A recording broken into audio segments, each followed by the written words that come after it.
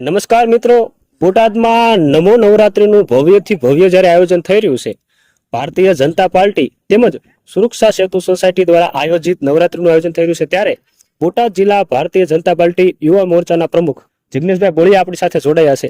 એમની સાથે વાત કરું કે આજે નવરાત્રીનું આયોજન છે એની વિશેષતાઓ આપણને જણાવશે. જિગ્નેશભાઈ, આના વિશે આજે નવરાત્રી થઈ રહી છે, નમો નવરાત્રી, એના વિશે આપ શું કહેશો?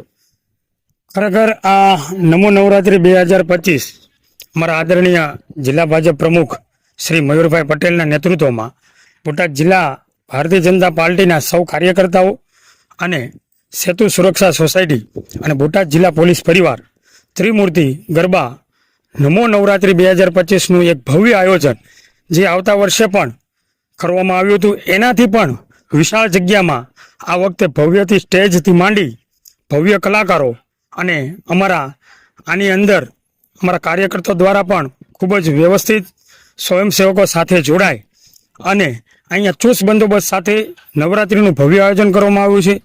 અહીંયા આ વિશાળ ગ્રાઉન્ડની અંદર વિશાળ પાર્કિંગની પણ વ્યવસ્થા છે.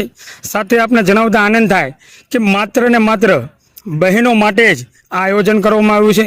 બોટાદની અંદર આપણી બહેનો અહીંયા આપણા જ આંગણે અહીંયા રાસ ગરબા લઈ શકે અને ભવ્ય આયોજનને એમના દ્વારા જે મયુરભાઈ પટેલની પ્રેરણાથી આ કરવામાં આવ્યું છે, ખરેખર એમને લાખ લાખ અભિનંદન છે કે આ બહેનોનું જે અહીંયા રાજકોટ છે, વડોદરા છે, અમદાવાદ છે, એવા મોટા મોટા સિટીઓ મૂકીને બોટાદની અંદર જો આવું આયોજન કરવામાં આવ્યું હોય તો બહેનો દ્વારા પણ મયુરભાઈને ખૂબ ખૂબ અભિનંદન પાઠવવામાં આવે છે કે આવા નવા આયોજન સરસ થતા રહે અને આવી જ રીતે બોટાદની અંદર ભારતીય જનતા પાર્ટી દ્વારા અવનવા કાર્યક્રમો થતા રહે.